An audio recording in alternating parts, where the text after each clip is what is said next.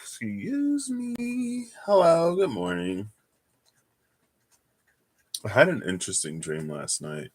I feel like Gibson Abilities was a part of it. I feel like I was on a bus, like a school bus. I don't remember the dream. And there was something it was going on, and I was like, well, let me tap into like the energy of the Islam of whatever's happening, like without using cards, because I was thinking about that last night. Um,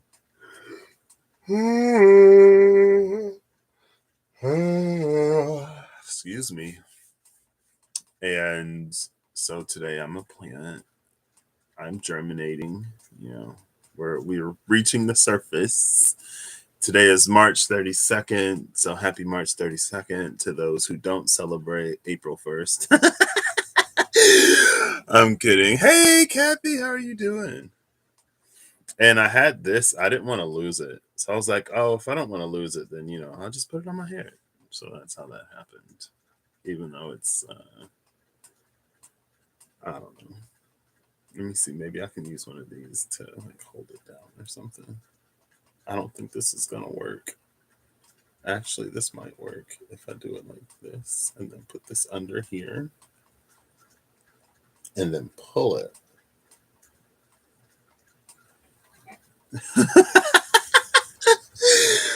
So anyway, I've been wanting to use the Enchanted Map Oracle, and I did use it the last time I was live, and I've been seeing other people use it, and so I want to use it some more. I am officially in the High Priestess space of my Saturn return. I've been below 3 degrees for a second now. It's like bamboo shoots or something just sticking right up. And what's been interesting is I feel like my Saturn return in the 11th house for me with the social aspects of the 11th house has been interesting because it really has been, well, not that I was ever sort of at work. I've always been, I guess, able to be more work social. But there are things that I've had to basically, this point in my life, it seems like it's either all of it is about like limitations. So with Saturn being boundaries, restrictions, limits, and stuff like that, a lot of the ones that have been coming up have been self-imposed. Self-imposed because of depression or fear, self-imposed because of physical abilities. Um, and like also self-imposed for other reasons. And it's just kind of sort of been like having to overcome them, I guess. Or not even having to. Well, yeah, kind of sort of having to. Um, which is why I'm glad that the end of last year was so difficult and the beginning of this year. I'm glad it was as hard as it was, and I'm glad that I was triggered when I was triggered because it allowed me to make the choice to keep moving forward no matter what before the situations and circumstances actually started happening. Um, and honestly, like I've reached a level of independence in my life that I didn't think I would have because of my eyesight and other things. Um, so yeah, it's been interesting. I'm like, okay, all right. Excuse me. And it's also been just like old, not great for me habits that I picked up surrounding all of that. It's just been like, okay, they're gone. They've been released. Now, what am I going to do moving forwards? I don't know.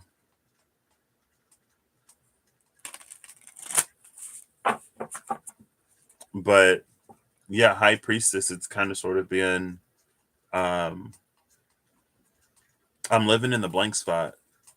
Oh my gosh. Because I remember the High Priestess came out with the title card when I was doing those 9 degrees of Saturn preparation. Um, I'm living in the blank spot. I'm living the life that I couldn't even imagine myself living. And because I couldn't imagine myself living even the way I'm living now, like things are going to get better still yet. But even the way I'm living now, it's like because I couldn't imagine even doing this, I didn't want to live to see it. And so this has kind of sort of been what 4 years in the making. Because 25 was the age where I was like, I don't wanna. And so during 24 and at the later half of 24, I was like, that's when I knew that I had to start doing something because 25 was coming. I thought I had done enough, but then I had my darkest night at 25. After I was like improving and doing stuff, but then the darkest night just set me on a path to like really do it because it was really like topical before that. And I hadn't encountered a situation that required substance from me. So like when it was easy, it was easy. I was like, oh yeah, like I've worked through this and I've changed and da da da da da. But as soon as stuff started going down, I fell apart. And that's when I was like, oh crap, like I gotta do this for real, for real. Protecting treasure at the bottom. It was in reverse though. So maybe it's time to get that treasure. Hello, Holly. I do. I'm trying to, it's coming out of the crown. I'm putting my feelers out, trying to let me position it the right way. How are you doing? Oh yeah, because today is moon and sun have officially entered Aries. So happy New Year. You were suicidal at 25? I know when I was young, I was like, I was like, if something doesn't happen to me by the time I turn 25, then I'm just going to take matters into my own hands.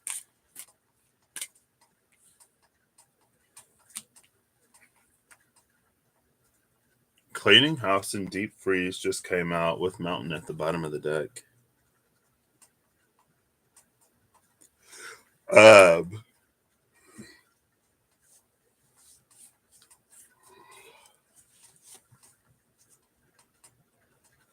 yeah. So by the time I turned 26, um, the darkest night happened October. I'm born in February. So that happened October, November, December, January, February, 4-ish months before I turned 26. The beginning of 25, I was like, oh, snap. I went into my last semester August of 2018 thinking it was going to be my last semester, thinking I was ready to be released from university to step into the world, and I was wrong. um, but yeah, 2018 January, I was like, this is where I start to live intentionally. But living intentionally was like actually facing all of the things and sitting with emotions and really healing because I didn't have any other choice. When I had that darkest night, because before it was like I had never made any attempts. I was just, I was like, if something happens to me, I'd be grateful because then I wouldn't have to do anything myself because I was not capable. Um, my pain tolerance is low and my fear of pain is high. So, um, but after my darkest night, that was the first time I had like an apathetic depression. that was the first time I was depressed for days and I didn't feel anything. Usually when I was depressed, I'd be like sad and like, like that super sad, can't get out of bed, don't want to do much, depressed. But like when I hit that apathetic depression and I came out of it, I was like, if I hit that again, I don't know what I would do. Um, but yeah, these high priestess degrees have been, and it's interesting because maybe that's what cleaning house was. Because I think too, if I look at, because I forget where I did 9 degrees, but I forget where, so I'll just start from January. Um, it's been since I got this job in September, honestly. Um, Again, it feels like it's been a lot of preparatory work for like where I am now in terms of um, everything that I was sort of going through at work, which was everything mostly.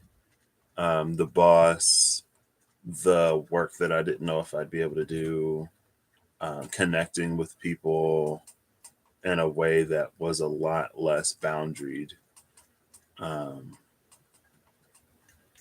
and like I said, like fears because of physical limitations and restrictions, and also self imposed things I had to work through.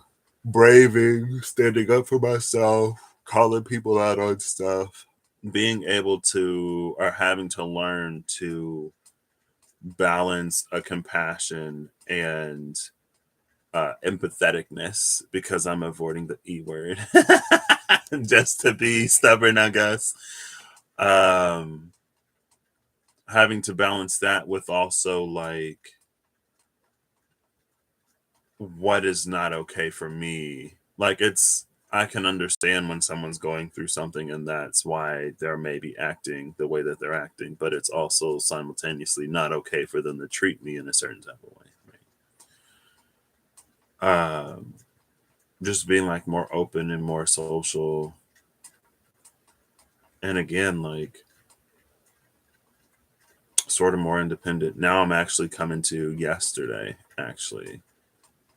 I was like, I want to really start taking my health more seriously. I would love, well, yeah.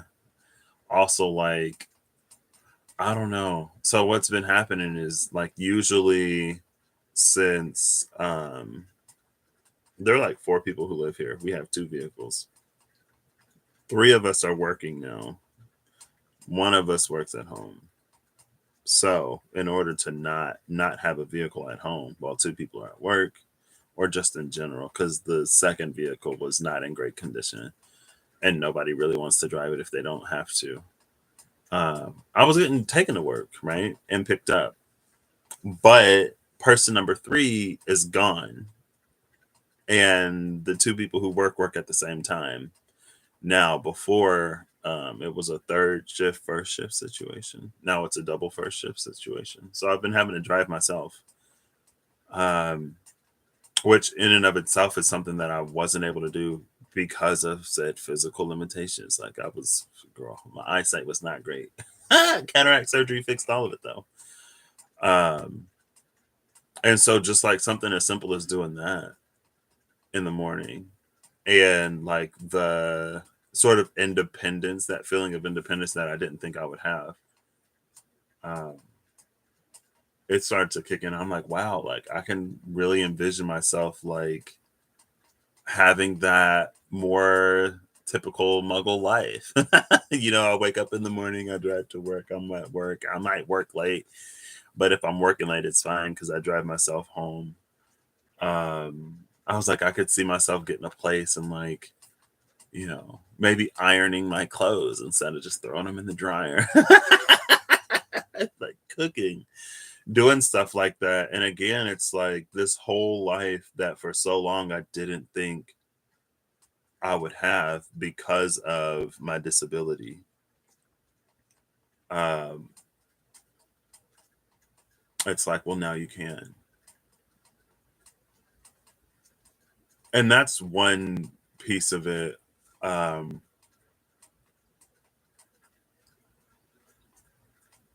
and it's like I feel like things are good, but still not necessarily like easy, not effortless. Things are good, but not effortless. And not saying that they should be.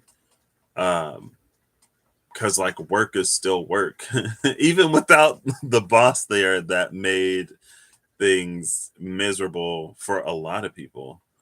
You still got to work at work. Things still happen at work. um,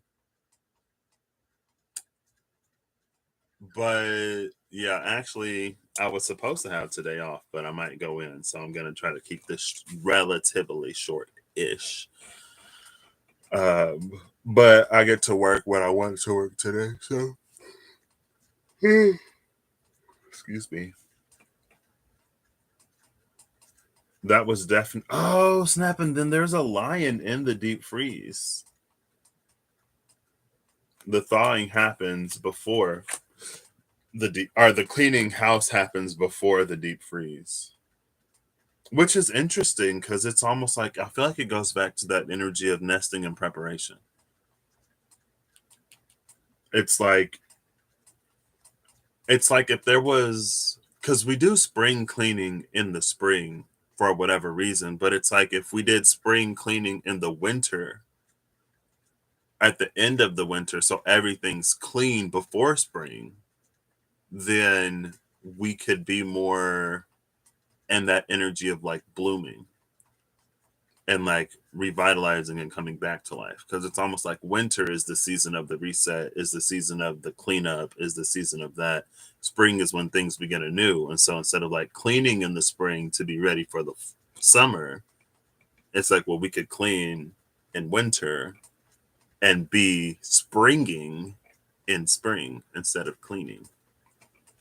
But it's just an energy of like before the lion wakes up, before the ice thaws, before things start to get to move again, there are other things that are already in place. There are things that energy that doesn't have to be expended here, so that when that comes, like it's done here. Because now it's like, here's the lion. We come into this new sense of strength, this ability. And it's like we can do the things that we weren't necessarily doing before because of that renewed, revitalized, whatever. And it's fine if that's the way it plays out. But it's like we can also take care of the things that we could take care of then, so that when the lion wakes up, we can like there are other things that we don't have to take care of. So that energy can more directly and immediately go towards um whatever happens after spring cleaning, because the cleaning's already happened, right? And then the mountain is at the bottom of the deck, which again, that pathway through the mountain opening up, shown by moonlight. I feel like that moonlight, it's the energy of things that didn't necessarily have to be done. Like even when I was talking to my mom about it, like when that fear came back, it came back strong. I was like, and I talked about it on here in November, or like November, early December. I was like, I haven't felt the fear this viscerally since before I had my darkest night. Since before I started my journey. Like my journey has been easy. Yeah. It wasn't easy because there were things that I still had to do, of course.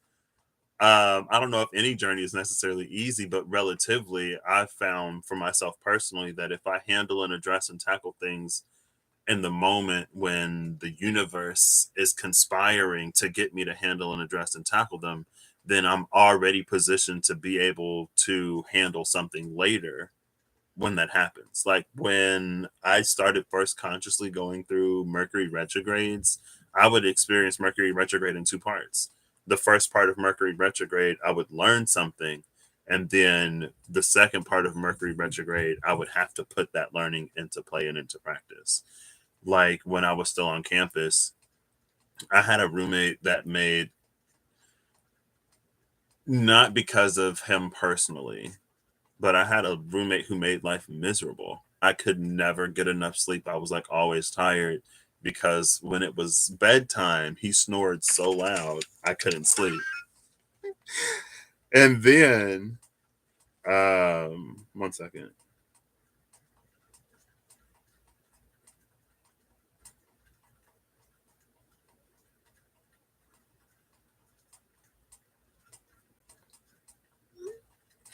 Um, and the like his alarm would go off, like, and he would sleep through his alarm. And instead of me being like, dude, like, wake up, turn your alarm off, or instead of me going to turn his alarm off, I would just sit in the bed and seethe that I couldn't sleep because of the snoring. And then when I was finally able to get to sleep, his alarm was going off. It literally went off for an hour and a half solid, turned itself off. I just put on my headphones, I'm on my computer, like doing homework or whatever. Um, but when that Mercury retrograde happened in Scorpio, I think, because it was the later half of the year, the first part of that was me like having to learn to be compassionate for him and to learn to be understanding and to be more friendly outside of like all of the pent up frustration at not being able to sleep for a solid few months at that point. Um, and I was like, okay, so I started to soften up. I talked to him a little bit. I tried to ignore him as much as I could, or I kept conversations short. And I'm not really that person, but I can be made into that person. Um, and I recognized it, and I was like, man. And I feel like sometimes um, empathy will be used against me to soften me. I feel like if I'm being a little too whatever, sometimes empathy will start to kick in. Like my empathy drive will like just turn up to get me to like not be so cold towards a particular person. And I'm like, man, now I'm starting to feel bad. And so I learned my Mercury retrograde lesson. I thought that was it. Even though, again, by that point, I had an idea that it happened like where it was lesson and then action because I had gone through the Mercury retrograde in Cancer earlier that summer. Like this was the end of 2019. I got like beginning of 2019. I was like, it's time to take care of stuff. Um, but yeah, after I was more complete on my um, Mercury retrograde lesson of like being a little bit more compassionate and understanding and patient with him. Towards the end of it, he told me that his grandmother passed. And I was like, oh, snap. I was like, wow. Um,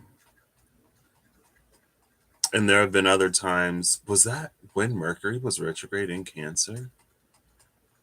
It might have been because there was some pain and trauma that I was carrying from childhood in the summer. And the sun would have been in Cancer. Well, did Mercury retrograde when the sun was in? It was around that space. I don't know.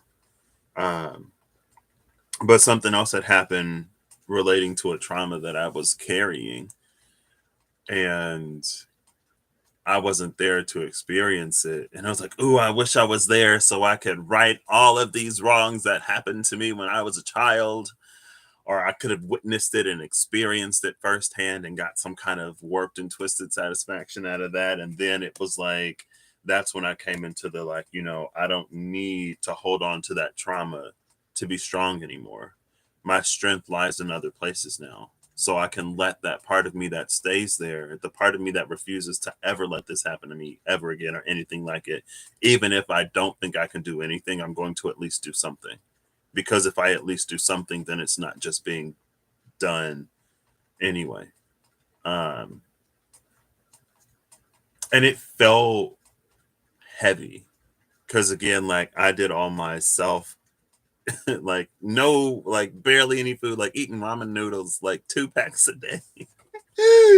Getting dollar tacos from Taco Bell or a $5 pizza from Little Caesars, not knowing how I'm going to be able to pay rent, not working, not in school, in my apartment, just like going through it, like watching the videos, doing the meditations for hours, like checking in with self, sitting with self, doing like little self readings to help me work through all of these blockages that I wasn't necessarily seeing or aware of, or that I needed help to get through because I'm stubborn. And my pace is my pace. And so I found, or I think that a lot of times, again, like I said, I found that when I address something, when the universe brings it to me, by the time I need to do something, I'm already in a position to do it because I'm slow and I'm stubborn. So the compassionate, divine, and intelligent universe, they know that they got to give Patrick time, and they also know that Patrick's going to take the time when he feels like it to do the thing. And so that's how I've experienced my journey. Um, so I went through all of that by myself early 2019, so that by the time summer happened, it was like, for me personally, like I understand why I'm feeling the way I'm feeling because of the thing that happened to me. But at the same time, I understand that like it's not okay. And it's not that it's not okay in a self-judgmental sense, but it's like it's not okay from a vibrational, because that's the easiest way to say it, since it's like I had experienced an internal state that didn't rely on pain or trauma to keep itself sort of like stable. And so when that was triggered and it came to mind how I relied on that for strength. And I've talked about this before. I guess that I didn't have to mention that I've talked about it before. Everything that I'm talking about right now, besides the work, well, even a lot of the work stuff I've talked about before. But this is like the high priestess phase of my Saturn return. Um, living in the blank spot. Maybe I should just title this "Living in the Blank Spot." But I don't know if it'll be a blank spot for everybody. Again, it was a blank spot for me because I wasn't able to see myself working the kind of job that I'm working, driving myself to work, making the money that I'm making. Like I went to school to make technically more. But anyway, I went to school to make money, but I never necessarily like, because it wasn't my experience growing up, I had never known it as reality. And so to then for it to be my reality, and I'm the type of person, like if I go into a situation that I don't know, I don't really hold expectations because my brain wouldn't even know where to begin to expect things. It's like if you tell me to draw a creature that I've never seen, like I can just doodle something for you, but I'm like, well, I don't know what it looks like, so how am I supposed to draw it? Like, where would I even start? You know what I mean? Um, but yeah, I realized it was just like it doesn't feel good. It doesn't sit with my vibe anymore to hold on to something like this for strength. And I was like, Patrick, like, you don't need that for strength anymore. You found strength in other places. And you found lighter strength that doesn't stem from things that are so heavy. Um, and so that's when I went back to my room. Oh, it's fun because that's the same room that I was in before my roommate moved in. Um, I went back to my room and so that had to be August then, end of July or August. So I don't know if Mercury was retrograding in Cancer end of July, August of 2019. I can see, but so I went back to my room and I released the part of myself that stayed in that memory, that stayed in that trauma, to draw strength from if I ever needed it. And I cried, of course. And then a few weeks later, I came home and I had a conversation with someone who, it's just like I wouldn't have been able to show up with the same level of compassion that I did if I hadn't already worked through releasing the part of me that stayed in the trauma. If I would have had that conversation with the part of me that was still in the trauma, I would have felt that everything was deserved. It would have been an entirely different conversation. It would have had an entirely different result, an entirely different ending, and that could have created tension that could have led to things that I can't even imagine. But since I had worked through it and released it, I was able to listen when the other person spoke, and I was able to, again, with that compassion and with that listening, find um, a softening. And that was the second part of that lesson for me. First, it was the releasing, and then it was showing up for that conversation with my roommate. And again, these were Mercury retrograding and water signs. So it made like I've only known Mercury retrograde and water signs 2019 and 2020. Mercury retrograded and water signs. I think 2021 it was air signs or like water into air because I think it might have started like Scorpio and then like went back into Libra and it was mostly in Libra. I think Mercury retrograde was all Aquarius, and I don't know if it was Cancer into Gemini or if it was just Gemini or mostly Cancer. But since 2019, most Mercury retrogrades were in water. So for me, it was like an opening, it was a softening, and then something would happen or I would get a chance to interact with somebody that would depend on that softening and that compassion and the expansion of that understanding and the patience that I experienced before to show up for that conversation and to be a version of me that I like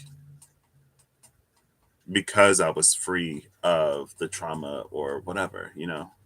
So ever since Mercury's been in air signs or Mercury's been retrograding in air signs, I don't know. I don't know. You know, it's like, oof, I fell out with astrology.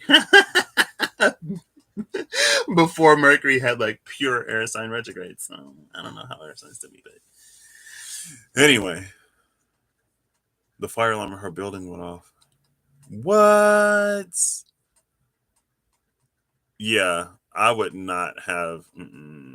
I think there was a residence hall at our school where like the fire alarms just kept going off. It wasn't like every night or super consistent, but it was frequently enough. And like it would be the middle of the night sometimes. Like you would see dudes like standing out in towels because they were in the shower. I'm like, oh my gosh. Yeah, I do, Holly.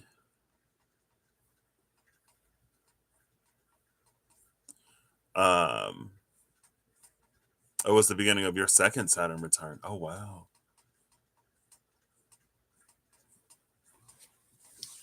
September 20. I think because my dad's Saturn is in Capricorn. I didn't realize this until after his Saturn return. He has Saturn Jupiter conjunct in Capricorn. So when we were having those like Capricorn stelliums, when everything was conjunct in Pluto and Capricorn, his Saturn and Jupiter were right there. Um,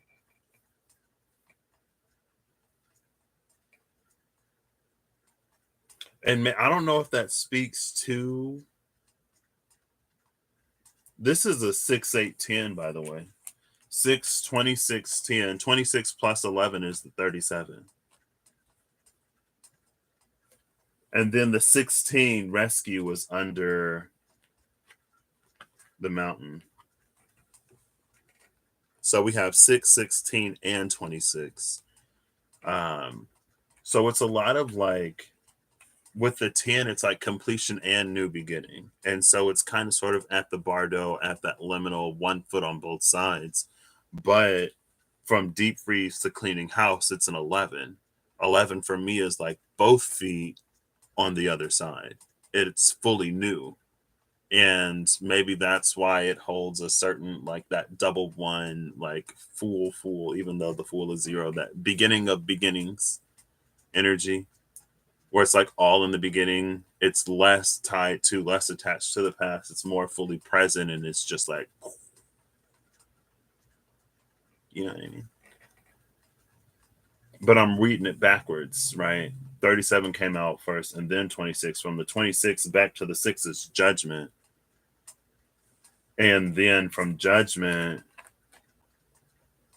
so it's like there's this 11 that, even though it's a 10, because it's the difference between the 27 and the 26, it's the difference of 2 between the 6 and the 8. It's like this is with the clean house, and that's exactly this. With that cleaning house energy, now we're fully in a new space. Less attachment slash no attachment, little to no attachment to the old stuff. So we're able to experience new as new. We're able to allow the experience of new to educate and inform us about the experience of new rather than taking experiences of old into something new and using that old framework mindset to build out this new. Um, and then there's a difference of 20 to get back down to the 6. 20 is the judgment. Right. 20 is where we take the information and we make a decision, a weighty decision with it. And so this is like the 2 steps back to get to the 6. We make the decision like the moon. And again, the moon, I love that it's the moon because it doesn't feel like anything that we're necessarily forced to do. I guess it also doesn't feel necessarily easy because the moon is involved. It's intuitive, it's deeply emotional, it's something like that. Then we face the mountain with that judgment. We make that way, we make a decision that's heavy enough to move, like, because imagine there's like a solid earth wall here. We make a decision that's heavy enough to lower that wall to grant us passage and permission to the other side of the mountain. The tunnel is the quickest way through. This tunnel is the quickest way through. And then after that 2 steps back, we come into a step forward with rescue. Oh, and I love it because it's like this is the other side of the mountain. Like we come out of the tunnel and it's that where it was this sort of like deep freeze before.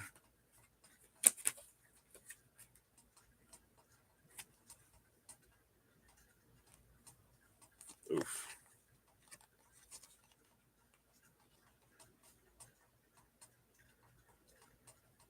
And the hot air balloon that I was talking about in the movement card, it's right here. It's right there.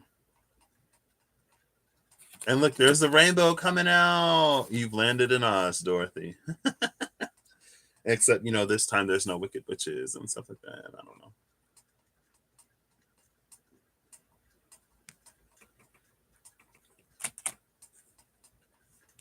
Oh, where's Deep Freeze? I put Deep Freeze back. You stay out.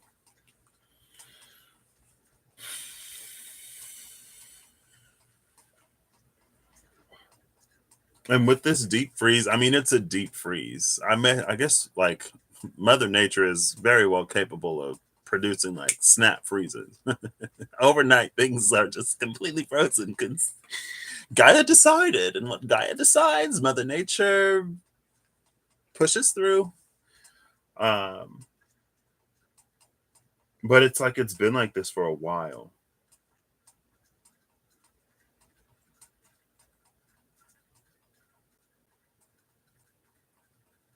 Was that Rob? Question mark.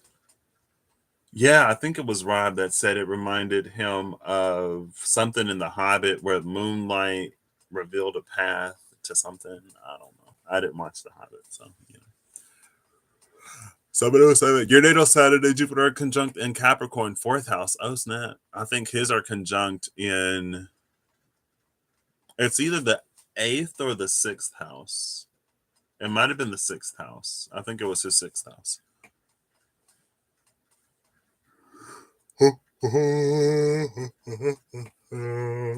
Excuse me. You're watching Gomez and Morticia dancing. Yes.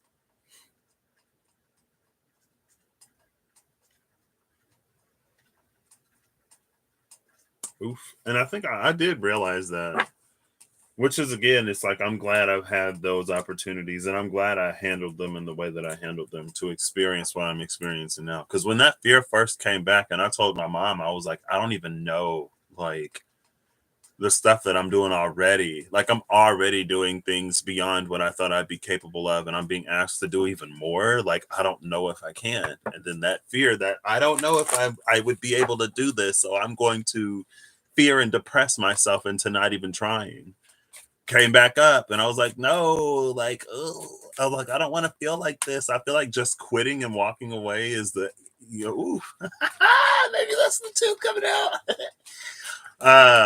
I feel like quitting and walking away is the easiest way to like get over this as quick as I can. And my mom was like, if this is something that you're going to be asked to do, it's not something that you signed up for. What I was being asked to do was not my job. And she was like, you could quit, you could leave, you could find something else. Like, I would support you in that.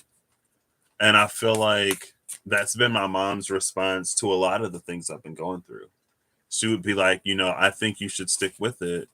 But if you want to leave, like, it's your life, it's your choice. You're the one who has to go and clock in and show up every day, not me. And I'll support you either way. And, I wouldn't really want her to tell me anything specifically to do, but I guess it's nice to have that relationship with her now.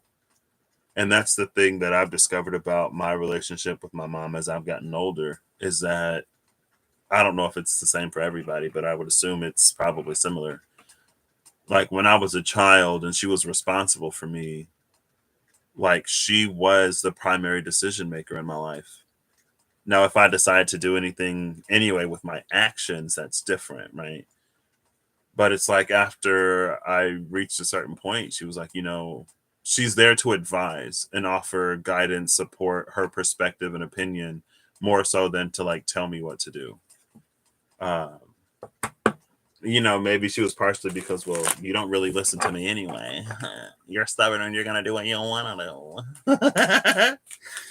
But still, I was like, no, like, I'll tough it out. And I know, Rob, it was Ragnarok. It was the chariot, Ragnarok, and then the sun came out like 2 or 3 times when he read for me at the beginning of the year. And I was like, yes, when I go back to work, it's gonna be Ragnarok. And it has been. But again, like, the sun is on the other side. When we gather our strength and courage and thaw the lion and make it through that mountain, we come out on the rescue side of it, just like, and the balloon is there ready to whisk you away to wherever you want to go. Because it's like, until that point in the journey, it's like we were walking or riding on something. We were land bound. But when you make it through the other side of the mountain to that rescue energy, now you can travel through the air. So it opens up, like, just that in itself opens up potentialities to access things that you wouldn't have been able to access before, and at a different speed. So,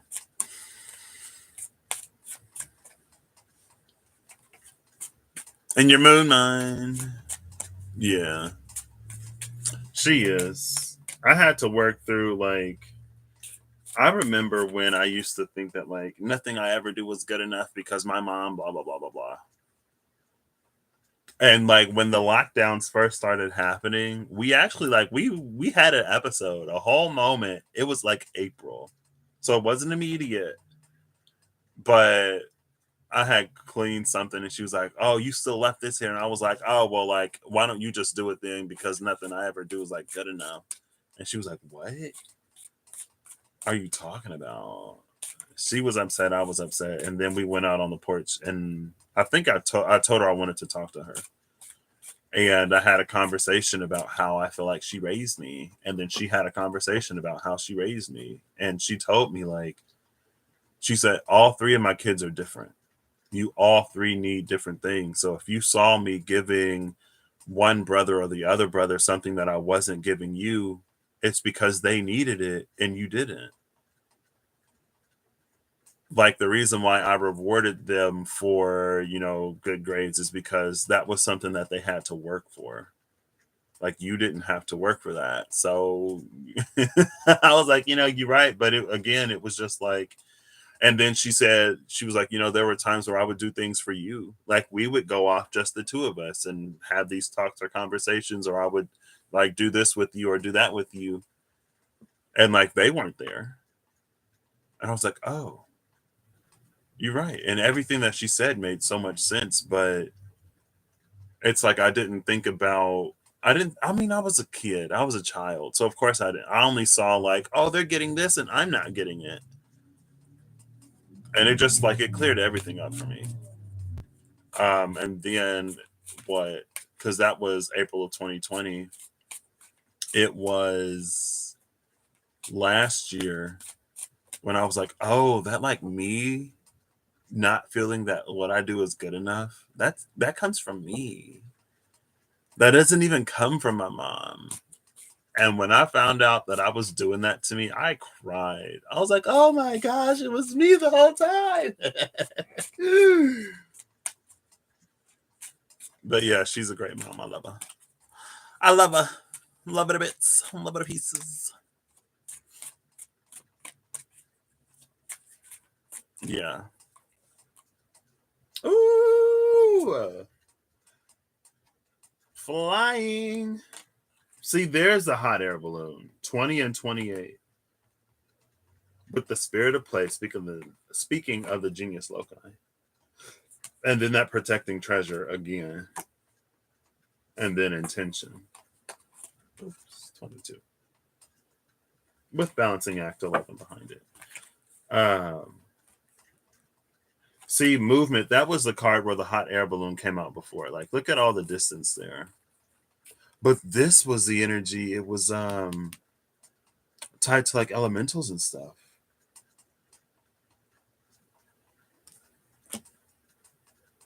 And was that a green balloon? Is that a different balloon? I'm pretty sure it's a different balloon in rescue.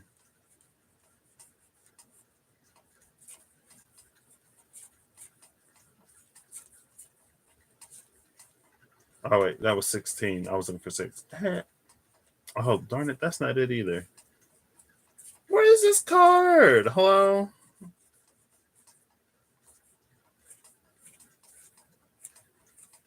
Oh, here it is. Between storm fields and wide open.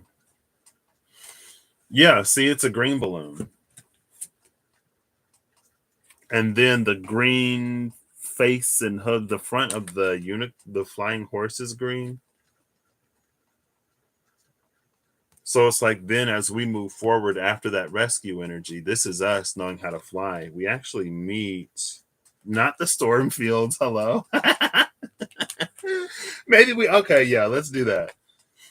Because it looks like that's what movement is going through.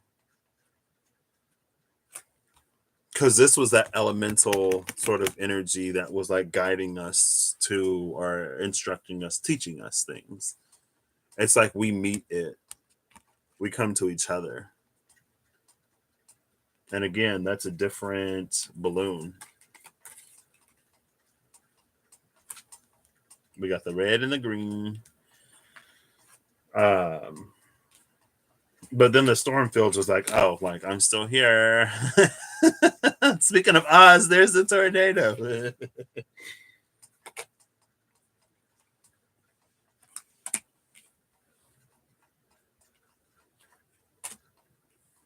Flying and movement.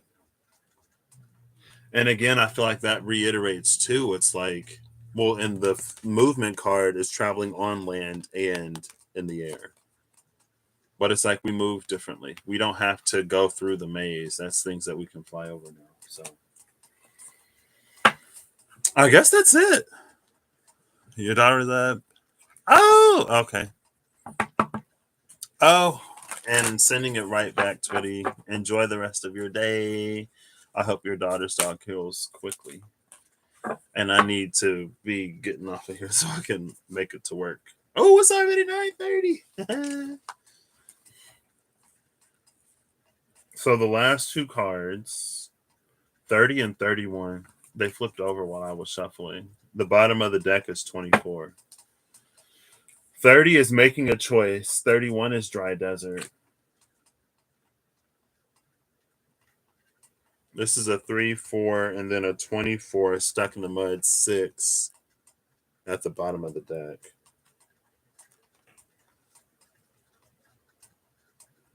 Actually, I'm going to leave it like this.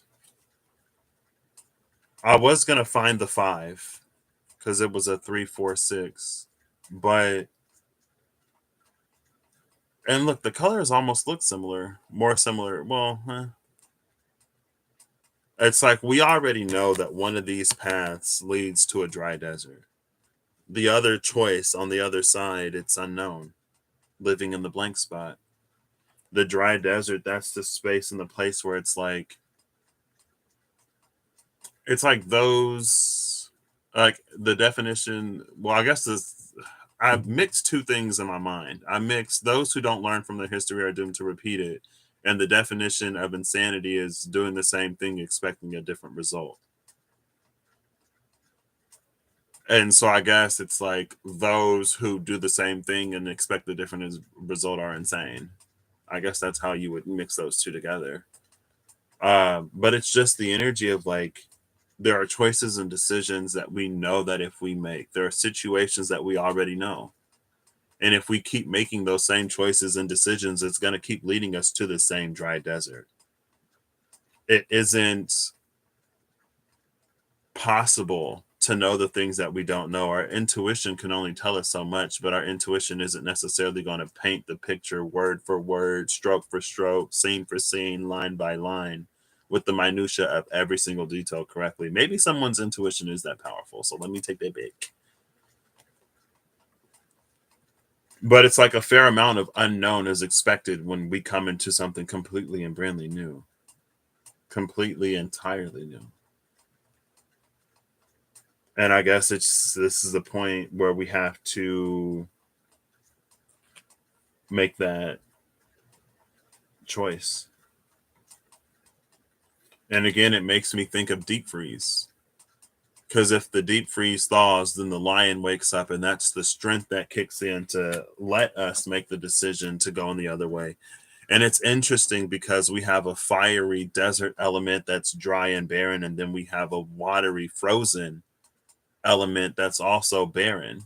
So instead of dry and barren, it's wet. It's ice wet, technically, because it's frozen water. I don't know. But it's like the element of water can be just as dry as the element of fire. And so the choice lies outside of the element itself. Maybe the choice lies deeper than the element. Maybe the choice just that's why I just said outside. I don't know if it's a deeper choice or if it's a more surface level. I don't know where that choice is. But that thawed deep freeze is a renewed inner strength that will give us the courage to go the other direction, even if we don't necessarily know what's going to happen or how it's going to work out. It'll free us from being stuck in the mud. And again, it's like with all the cards that have already come out, we already know how to fly. Here's a 6, and then here's a 45-9 with sad embrace. Stuck in the mud, sad embrace. So the 3-6-9 would be making a choice, stuck in the mud, sad embrace. That's the Tesla trap of everything in our reality tending more and more towards the same things. But when we break out of that with this 11-38, it's heal the ouch. And again, when we heal the ouch, when we go through that deep freeze, we can make that choice and decision that even though we don't know necessarily exactly where it's going to take us, it gets us out of the dry desert. And there are things that thrive in the desert. And I feel like it's just like it's timing and it's situational. It's what you desire, what is for you, and stuff like that. Like if the desert is a place that you like, and if there's a way that you interpret the dry desert that is symbolic of the life that thrives there and everything that happens under the surface, or those extremes. I guess the desert is also extreme. In the morning, it's extremely hot. At night, it's extremely cold. But if that works for you in some way and that is your choice, then that's the choice that you would make. And I feel like that's why this is about making a choice. You make your choices and decisions. My thing is, it's just like I wish and hope for in others as well as myself the freedom to actually make choices and decisions. Because when we carry a lot of baggage, when we carry a lot of trauma, when we carry a lot of, well, this is how it's always worked, and every time I tried to do this, that happened, there are a lot of choices that we don't make. The trauma, the baggage in the past, they make the choice for us. Or we choose to see it in that way. And because we see it that way, we make a choice. But it's like, again, heal the ouch, the thawing, the deep freeze. We get to step into the blank spot. So thank you, Kathy. Thank you, Holly, for being here. I'm going to go to work and do not my job.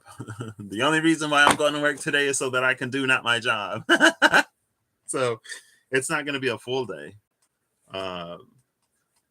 But yeah, speaking of, yeah, this is the stuff. Well, this stuff I was more comfortable with.